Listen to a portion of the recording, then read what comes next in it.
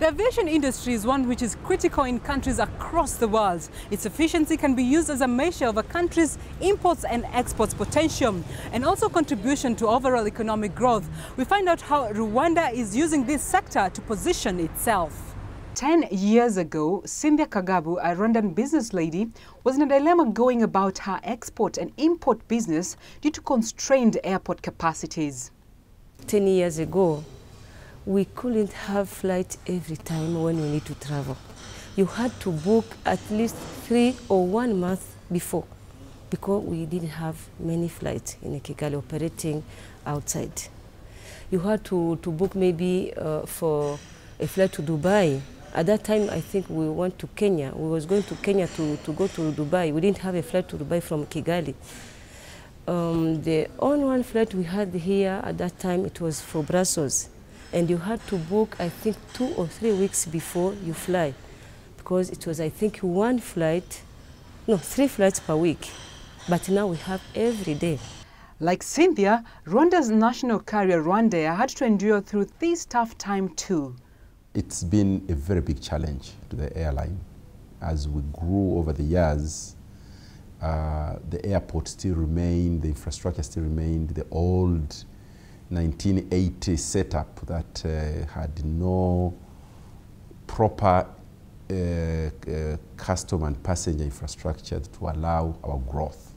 So we've been having issues, especially with transit passengers, where you had no clear transfer places, and the departure lounges were really tiny. The shopping area was just nothing to write home about. And all the other infrastructure, the amenities around it were all very difficult to operate in. And it's really been a huge challenge. It cost us in terms of on-time performance. It cost us in terms of giving the right feel to our clients. But customers and airlines now have something to smile about. The Rwandan government is on a mission to revamp their main airport, Kigali International Airport, and also construct a new one outside Rwanda's capital, Kigali. This has been largely motivated by the growth that has been experienced in recent years.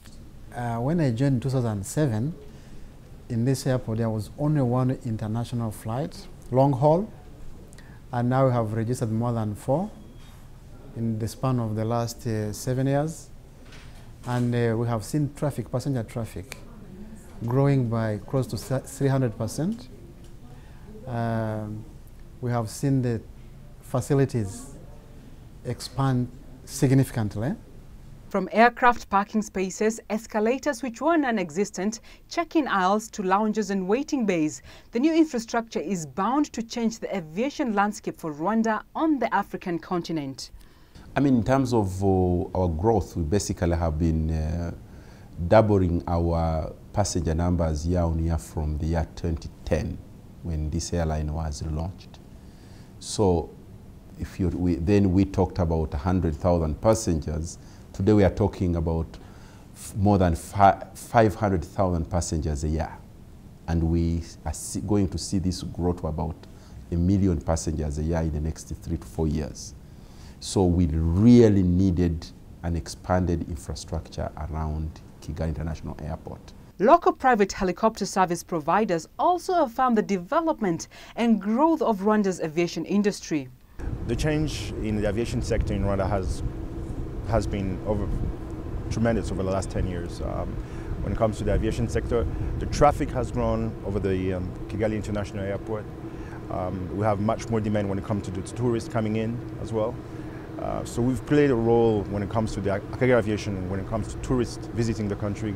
Achieving this milestone for Rwanda in a span of just a few years hasn't been easy for Dr. Masozera, who is tasked with piecing the airport puzzle together. We were carrying end of 2009 or beginning 2010, the national airline was carrying about 6,000 passengers per month. Right now it is coming to close to 40,000. Passengers per month. So that's a huge leap in terms of numbers. So these numbers plus new airlines, international airlines that have come on board have meant that we have to improve and increase the airport infrastructure. This airport initially had about 6,000 square meters ground space. We now have, with this current expansion, we're going to reach 9,100 square meters. That's an addition of 3,000 square meters. Beyond construction, experts feel that for the industry to grow, opening up of the African skies is key and will play a big role in the continent's aviation growth and success. Open sky is a concept that will not only enhance East Africa when it comes to development, but the open sky concept, the Yamoussoukro agreement that was signed 10 years or 15 or 20 years ago, must be a reality. To support Rwanda's economic growth, which currently stands at 11% ahead of her East African counterparts, the aviation sector, which is largely driven by Rwanda's tourism sector and now gradually tapping into the East African aviation space, will be critical in supporting her year-on-year growth. Economic development in Rwanda is evident to everyone. An airport is the first handshake. That is number one. Number two, people don't fly to visit airports. They fly for other reasons. So there are so many things happening around the country. So we need a hub, we need a point of arrival and departure for people to get into Rwanda, to see, to participate, to be partners in this global development we are undertaking as a nation. For customers like Cynthia and Rwanda's national carrier Rwandair, the sky is the limit.